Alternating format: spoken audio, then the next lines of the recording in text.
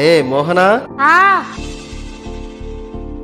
ఏంటో శ్రీవారు పొద్దున్నే తయారయ్యారు, ఎక్కడికో? చిన్న పనుంది మోహన, చూసుకొని త్వరగా వచ్చేస్తా. సరే అండి, జాగ్రత్తగా వెళ్ళిరండి. మాటలతోనేనా మరి? మరి ఇంకెలా చెప్పాలి? ఎలానా? చెప్పండి. సరే మరి వెళ్ళొస్తా.